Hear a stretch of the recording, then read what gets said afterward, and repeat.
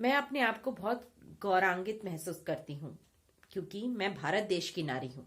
मैं एक ऐसे देश की नारी हूँ जहाँ पर सिर्फ देवी के अवतार को नहीं बल्कि आम नारियों ने भी अपने आप को इतना सक्षम बनाया है कि उन्हें हमारा समाज देवी की तरह पूजता है, वह देवियों की तरह ही पूजनीय है।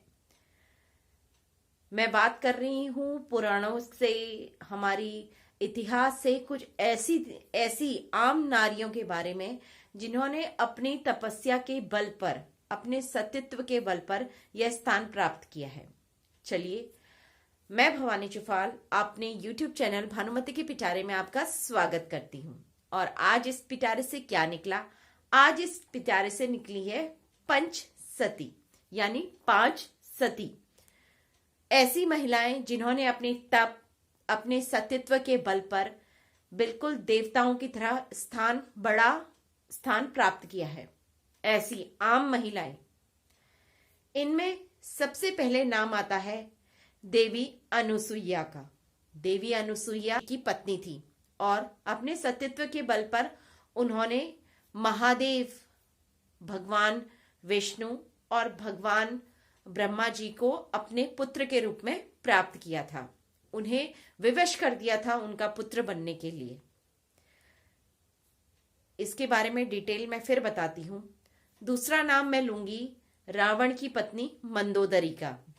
वह भी एक बहुत ही सत्यवान, सतीत्व वाली स्त्री थी। तीसरा नाम द्रौपदी का। द्रौपदी के बारे में तो सब बड़े विस्तार से जानते हैं, पर कुछ ऐसी बातें जो मैं आपको बताऊंगी। चौथा नाम है सावित्री का। सावित्री, सत्यवान वाली सावित्री, हाँ आप सही समझे हैं। और 5वां और अंतिम नाम है सुलक्षणा का। अब ये सुलक्षणा कौन है? सुलक्षणा है मेघदूत की पत्नी का नाम, यानी रावण और मंदोदरी के पुत्र वधु का नाम। तो चलिए, सबसे पहले हम बात करते हैं देवी अनुसुईया के बारे में। अनुसुईया एक ऋषि पत्नी होने के नाते बहुत ज्यादा सतीत्व वाली स्त्री थी। उनके सतीत्व की चर्चा तीनों लोकों में चारों तरफ चर्चा हुआ करती थी। एक बार यह देखकर माँ पार्वती, माँ लक्ष्मी और माँ सरस्वती को थोड़ी सी उनसे ईर्ष्या होने लगी, यानी थोड़ी सी जलन होने लगी। तो उन्होंने अपने हस्बैंड्स को फोर्स किया कि आप जाइए और देवी अनुसुईया की परीक्षा लीजिए। भैया, महादेव, भगवान विष्णु और ब्रह्मा जी तो जानते थे कि ये करना बहुत खतरनाक भी हो सकता है, बट फिर भी अपनी बीवियों के हट के कारण वो देवी अनुसुईया के पास जाते हैं एक साधु के रूप में। तीनों साधुओं के रूप में वो वहां जाते हैं और देवी अनुसुईया से भिक्षा मांगते हैं। देवी अनुसुईया उन्हें जैसे ही भिक्षा देने को आती है, मतलब भोजन, फल फूल जो भी था उन्हें देने के लिए आती है, तो वो उनके सामने शर्त रखते हैं कि हे देवी, हमने आपके सतीत्व के बारे में बहुत कुछ सुना है, पर हम जानना चाहते हैं कि आप सच में सतीत्ववान है या नहीं।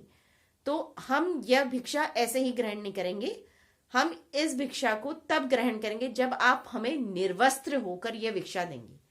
निर्वस्त्र होना एक स्त्री के लिए बहुत बड़ी बात होती है, पर देवी अनुसुईया बिल्कुल भी घबराई नहीं। उन्होंने अपने सतीत्व के बल पर तीनों देवताओं को बालक रूप में, बिल्कुल उनको बाल रूप में बना दिया, उन्हें बालक बना दिया, छोटा बालक बना दिया। और फिर उन्होंने अपने सारे वस्त्र उतारकर उन्हें अपना दुग्धपान कराया, यानी उन्हें अपना स्तनपान कराया, यानी एक मां ने अपने पुत्र को भोजन प्रदान किया। इस तरह तीनों ही देव की माता बन गई देवी अनुसुईया। अब बहुत टाइम तक जब देवता अपने लोगों को वापस नहीं लौटे, तो सारी देवियां, यानी माँ सरस्वती, माँ लक्ष्मी और माँ पार्वती देवी अनुसुईया के पास आते हैं और उनसे क्षमा याचना और विनय करते हैं कि उनके पतियों को क्षमा स्त्री, उसने देवताओं को ही बालक बना लिया, देवताओं को ही अपना पुत्र बना लिया। तो ऐसी थी देवी अनुसुईया। दूसरी मंदोदरी। मंदोदरी एक राक्षस कन्या जरूर थी, पर उसकी माँ अप्सरा थी, इसलिए वो बहुत ज्यादा खूबसूरत थी, बहुत सुंदर थी। जब रावण ने उससे विवाह किया तो मंदोदरी ने देखा कि यहाँ पर तो सारे राक्षसों के पास कुछ होता नहीं है, सब कुछ उनके पास है, और वो ज्यादातर क्या करते थे, लड़ाई झगड़ा ये सब आपस में लड़ते झगड़ते रहते थे। मंदोदरी रावण की एक बहुत अच्छी सलाहकार भी थी। रावण मंदोदरी की बातें भी बहुत अच्छे से सुनता था। मंदोदरी रावण को एक सही रास्ता दिखाने के लिए भी प्रसिद्ध है। वो हमेशा उसको सच्चा और सही रास्ता दिखाती थी। जब वो सीता का हरण करके लाया तब भी मंदोदरी ने उसे बहुत बार समझाया, पर कहते हैं ना, विनाश काले विपरीत बुद्धि, रावण की समझ में उस समय कुछ नहीं आया। मंदोदरी कहा जाता है, मंदोदरी ने देखा कि राक्षस आपस में लड़ते भिड़ते रहते हैं, तो मंदोदरी ही वह इंसान थी जिसने शतरंज की स्थापना की थी, ताकि राक्षस उसे शतरंज के खेल में बिजी रहें और राक्षसी प्रवृत्ति से दूर रहें। मंदोदरी का सतीत्व भी बहुत ज्यादा तेज था। मंदोदरी एक राक्षस कन्या, एक राक्षस पति होने के बाद भी पूजनीय मानी जाती है। उसके बाद मैं बात करूंगी द्रौपदी की। द्रौपदी एक ऐसी स्त्री जिसका विवाह अनफॉर्चुनेटली 5 आदमियों से हुआ, यानी 5 पांडवों से हुआ, पर वह अग्नि से उत्पन्न हुई एक स्त्री थी जिसे पूर्व जन्म में भगवान शंकर ने वरदान दिया था कि उसके 5 पति होंगे, जिनमें 5 अलग अलग तरह की खूबियां होंगी। क्योंकि उसने वरदान में मांगा था कि मुझे ऐसा पति चाहिए जिसमें 5 खूबियां एक साथ हो, तो ये तो पॉसिबल नहीं था। तो भगवान ने उसका विवाह ऐसे घर में किया जहां पर 5 पुरुष थे और पांचों में अपनी एक अलग अलग क्वालिटी थी। देवी द्रौपदी ने 5 के साथ विवाह भी किया और 5 के साथ अपना पत्नी धर्म और सतीत्व की पालना भी की। अब हम बात करते हैं सावित्री के बारे में। सत्यवान के प्राण यमराज से छीनने वाली सावित्री, ऐसी पत्नी जिसके पति के प्राण यमराज लेके जा रहे थे और वो उनसे छीन कर ले आई। सत्यवान को जीवन दान देने वाली सावित्री की पूजा आज भी हम वट सावित्री के तौर पर करते हैं। वट सावित्री का व्रत रखा जाता है और सती की कथा कही जाती है, कही और सुनी जाती है। वह थी तो एक आम स्त्री ही जिसने अपने सतीत्व के बल पर देवी का स्थान प्राप्त किया था। और अंततः मैं बात करूंगी सुलक्षणा के बारे में। सुलक्षणा जो रावण और मंदोदरी की पुत्रवधू थी, जो मेघनाद इंद्रजीत की पत्नी थी। सुलक्षणा इतनी पतिव्रता थी कि उसके पतिव्रता के शौर्य को, उसकी कथाओं को, उसकी बातों को सुनकर एक बार हनुमान जी भी विचलित हो गए। उन्हें लगा कि अगर वो इतनी ही सत्यवान, इतनी ही सतीत्व वाली स्त्री है तो उसके पति को कोई भी नहीं छीन सकता, यानी मेघनाद को मारना इम्पॉसिबल है।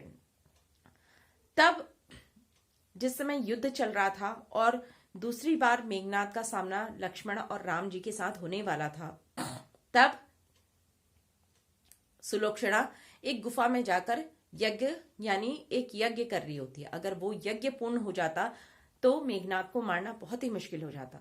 तब हनुमान जी ने अपनी छोटी वानर सेना को वहां भेजकर उस यज्ञ को तहस नहस कर दिया और उसे यज्ञ करने से रोक दिया।